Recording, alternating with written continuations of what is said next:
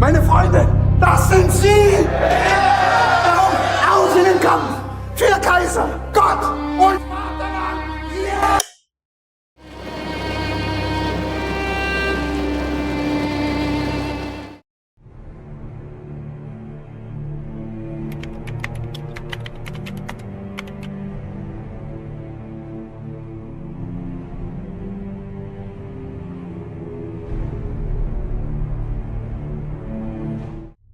Antes de qualquer nome, antes de qualquer data, eu quero que você imagine o som.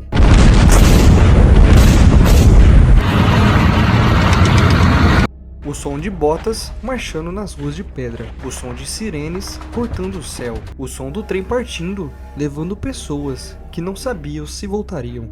Hoje, eu não vou te contar apenas a história da Segunda Guerra Mundial. Hoje, eu vou te levar para dentro dela. Para dentro do medo, da espera e de uma sensação constante que o mundo inteiro estava sendo observado por algo escuro, algo que parecia maior do que qualquer exército. Depois da Primeira Guerra Mundial, a Europa respirava com dificuldade. Cidades em ruínas, familiares quebrados. Na Alemanha, o povo carregava a humilhação da derrota, a fome, o desemprego e a sensação de que o futuro tinha sido roubado. E é nesse vazio que uma voz começa a crescer. Du, meine Arbeit für richtig hältst, ob du glaubst. A voz que promete ordem, orgulho, grandeza. Então aí surge Adolf Hitler. Não surge apenas como um líder político, ele surge como uma promessa, uma sombra que se apresenta como luz. Para muitos, ele parecia a salvação, mas aos poucos o mundo começava a perceber que aquelas promessas tinham dentes.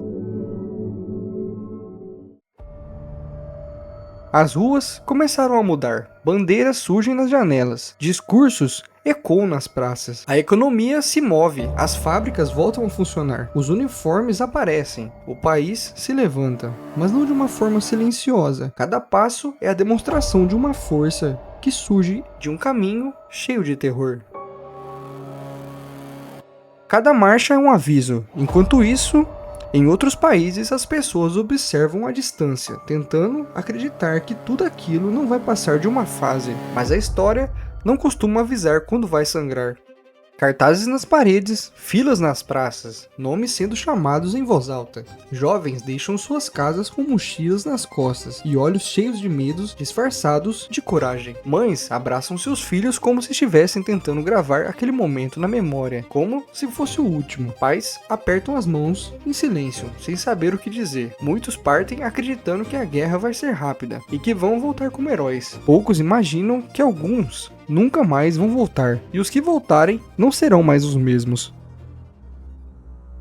Agora, esquece os discursos, esquece as bandeiras. Aqui só existe lama. Trincheiras não são buracos no chão, são corredores de medo. Água gelada até os joelhos, ratos correndo entre os pés. O cheiro de pólvora, suor, morte misturada no ar. Os soldados dormem sentados, comem quando dá. Aprende a reconhecer o som das balas pelo ar. Alguns dizem que à noite o silêncio entre um bombardeiro e outro dá para ouvir vozes chamando, sussurrando nomes, como se fosse a própria morte indo buscar cada um.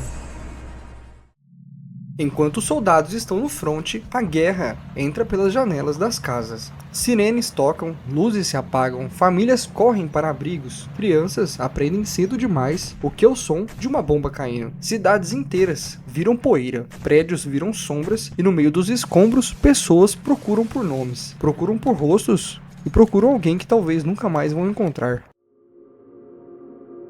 No campo de batalha, o maior inimigo não é só o outro lado.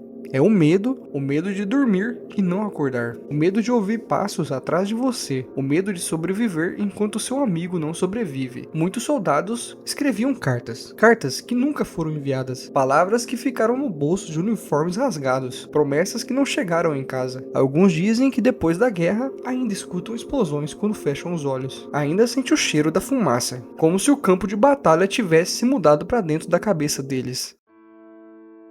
Existem lugares da guerra que não gostam de ser lembrados. Campos cercados por arame, torres de vigilância, silêncios longos demais, pessoas reduzidas a números, nomes apagados, histórias interrompidas. Ali, o demônio da guerra não usa uniforme. Ele se esconde em ordens, em papéis, em decisões tomadas longe do sofrimento. E até hoje quem visita esses lugares diz sentir o ar pesado, como se as paredes ainda guardassem gritos que ninguém conseguiria ouvir.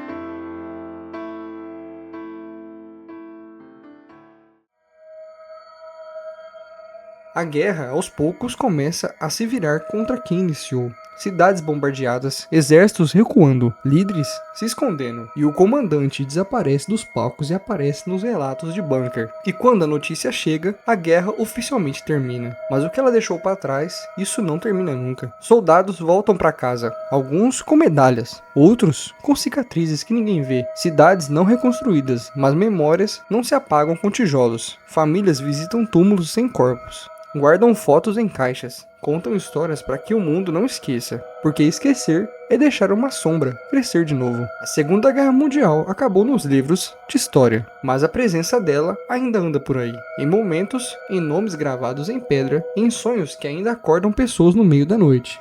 Talvez o verdadeiro demônio da guerra não seja um homem, mas aquilo que a guerra acorda dentro da humanidade. Se esse vídeo te fez sentir, refletir ou arrepiar, deixa o like, se inscreva no canal e compartilhe. Me conta nos comentários o que você acha mais assustador, os monstros da ficção ou o que a história real já mostrou que somos capazes de ser. Boa noite e que essa sombra nunca precise voltar.